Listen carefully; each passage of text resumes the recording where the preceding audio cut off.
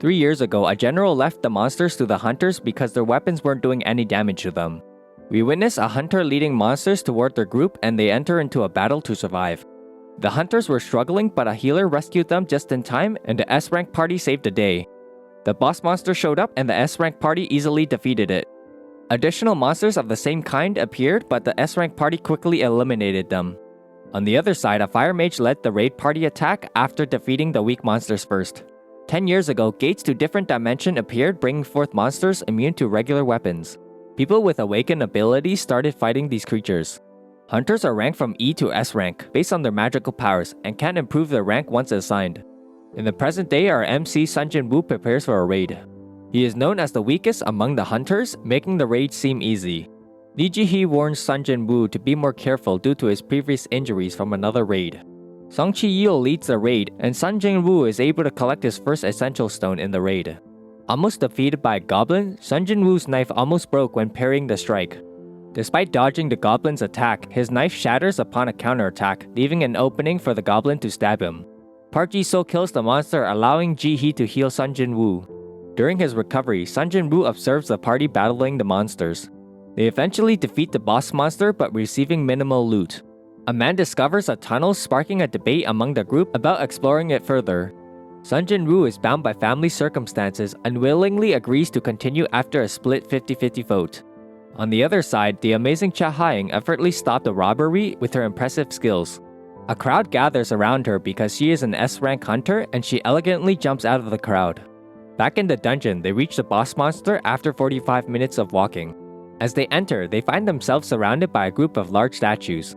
jin-woo focuses on the largest statue until they discover a scripture and reads it. Ji-hee grabs jin-woo's attention when she notices the largest statue moving its eyes. Suddenly, the door shuts and a man attempts to leave, getting instantly killed by one of the statues. Panic spreads among everyone as jin-woo finally notices the largest statue looking at them. He warns everyone to take cover as the statue shoots a heat vision, vaporizing a few of them. They are all horrified and jin-woo thinks they are all gonna die. They are arguing about what to do because they don't want to die. Chi-yeol tells them to stay put so it won't attack again and thanks jin-woo for telling them about the attack.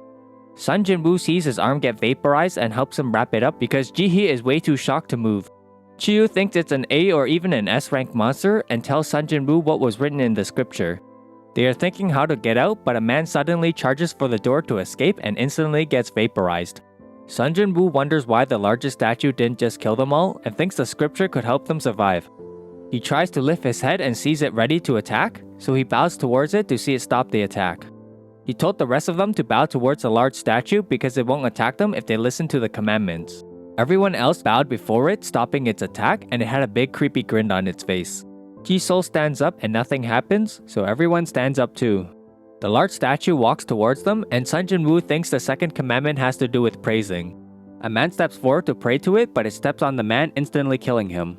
Everyone starts to panic while the large statue continues stepping on them like ants. They spread out and Ji-sol stops in front of a soldier statue. Kim San-shik warns him, but it's too late for Ji-sol because he gets cut in half by the statue behind him. jin-woo starts analyzing the situation with the regular statues and thinks it has to do with statues holding instruments. He tells Chi-yeol about it, and Chi-yeol runs to a statue with an instrument. The statue plays the instrument, and he tells everyone else to go to a statue with an instrument. When jin-woo and Ji-hee goes to one, it doesn't make a sound, so he thinks there can only be one person per statue. The large statue chases after jin-woo because he is the last person looking for a safe statue. He dives out of the way from getting stomped on, but lands close to a statue with a shield.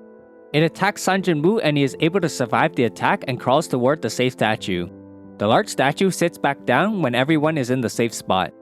Ji-hee runs towards jin-woo and he notices one of his leg is gone. San-shik blames Chi-yeol and he takes responsibility for it because he had the final call to go or not. An altar rises in the middle and jin-woo thinks they have to sacrifice something to the gods. San-shik pulls his sword to Chi-yeol's neck because he wants to sacrifice Chi-yeol. When Chi-yeol walked to the altar, a flame lit up and jin-woo checked it out because nothing else happened. When they walked to the altar, 3 more flames lit up. He has no clue what to do, but he knows if the gate isn't taken care of, the gate will break, letting monsters into the human world. jin-woo gets the rest of them to come to the altar because whatever is going to happen will be after everyone is there. When they are all at the altar, an outer ring lights up and the door opens up also. The outer ring flame goes out one by one, and the statue starts walking towards them. Sun Jin-woo gets them all to look at the statues, and all the statues stop walking afterwards. One of the ladies run out, and her flame goes out while the door slightly closes. A bunch of them follow suit after she leaves, leaving the three of them there. Ji-il tells them both to leave, but Ji-hee's legs give out. Sun Jin-woo tells Ji-il to take Ji-hee and leave because he lost his leg and Ji-hee can't walk. Ji-il knocks Ji-hee out because she doesn't want to leave Sun Jin-woo behind, and he brings her out. The statues attack Sun Jin-woo one at a time without killing him. Right before they do the killing blow, the last flame goes out and a notification window pops up for completing the secret quest. He acquires the qualification to become a player and only has 2 seconds to accept, otherwise he's dead. Sun Jin-woo suddenly wakes up in a hospital and sees his arm and legs are back.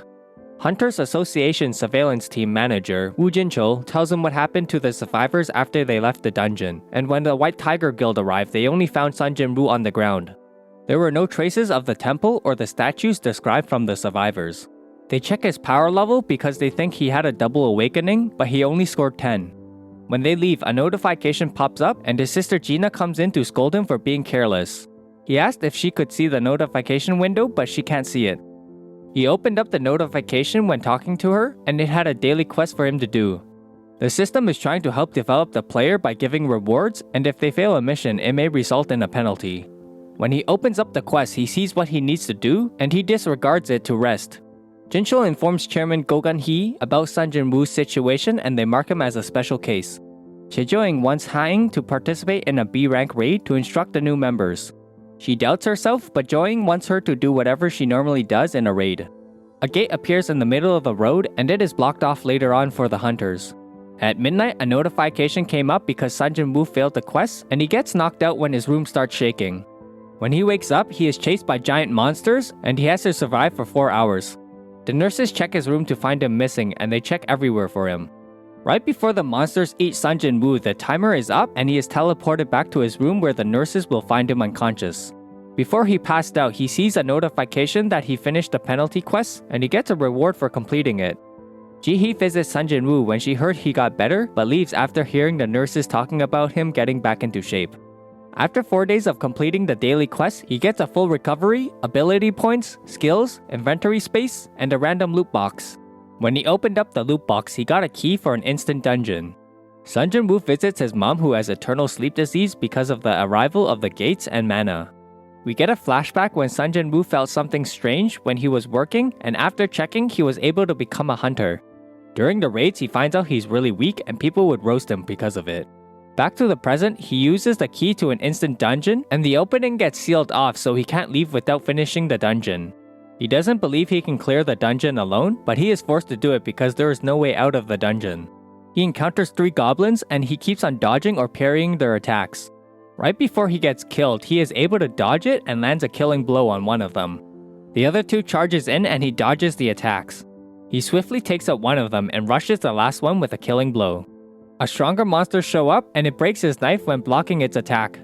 He is unable to move due to fear, but luckily he is able to dodge it in time for a minor injury.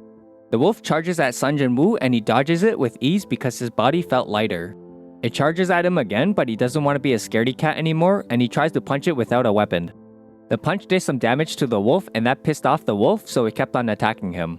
Sun Jin-woo runs away because he doesn't have a weapon, but he remembered he had an inventory storage and pulls out a sword to end the wolf. After killing the wolf, he leveled up and his wound healed by itself.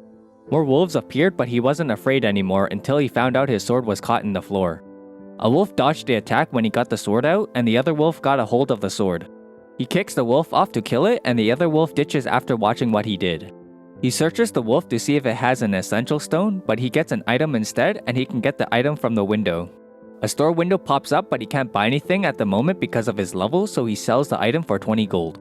He is forced to finish the dungeon as soon as possible because all his supplies are ruined after the fight. He spots a pack of wolves and charges in to fight for his life. He is thrilled to get another chance to become stronger and starts wiping out the pack of wolves. After massacring all the wolves, the sword is about to break and he gets a title which boosts his abilities against certain monsters. He checks his inventory to see what he got, and he doesn't use a teleportation stone because he doesn't know what will happen to the dungeon if he leaves. Sun Jin-woo continues to slay the monsters to increase his level, and he notices the color changing on the text. So he thinks white means weak, orange means equal footing, and red means very strong. The Hunter Association calls Ji-hee to get her to assist in healing because the dungeon gate broke out and she goes over to help out. Sun Jin-woo goes to a lower floor to fight stronger monsters and gets knocked back by a giant snake, which is the boss monster. He parries with the broken sword when the snake attacks, but he has no clue how to fight against its armor-like skin. The snake is bodying him like nothing, and this is frustrating Sun Jin-woo because he doesn't want to be a trash hunter anymore. He finds the courage to fight against the snake because compared to the giant statue before, the snake seems easier to deal with. When Sun Jin-woo is attacking the snake, he gets a hold of the snake's neck and he uses his strength to kill the snake. After defeating the snake, he gets poisoned in a bottle and a pretty overpowered dagger because of the effects it can do to its enemies. After defeating the boss monster, the area is revert back to its original state. When Sun Jin-woo leaves the subway station, a soldier wonders why he's there until the soldier notices he's a hunter. The soldier leads Sun Jin-woo to a dungeon break because the last monster is there and the other hunters are struggling to take it down. Sun Jin-woo knows they are struggling to break the boss monster's defense because they are too weak, and that's why they can't defeat the boss monster. Ji-hee tries to heal the tanks and injured hunters, but she is still affected by the statue incident. Sun Jin-woo knows the golem is weaker than the snake, so he throws the broken sword at the golem, breaking its defense. When the golem's defense breaks, the other hunters are able to deal damage to it, and they are able to defeat the golem. A tanker knew they couldn't defeat the golem without help, and he asked the soldier who helped, but Sun Jin-woo already fled the scene. Sun Jin-woo didn't think a single attack would break its defense, and he thinks it must have been weakened by the other hunters already. Well, that ends it for episode 4 of Solo Leveling. If you got up to this far and want to watch more recap videos, here are some few options on the side. Also, don't forget to like and subscribe, and thanks for watching.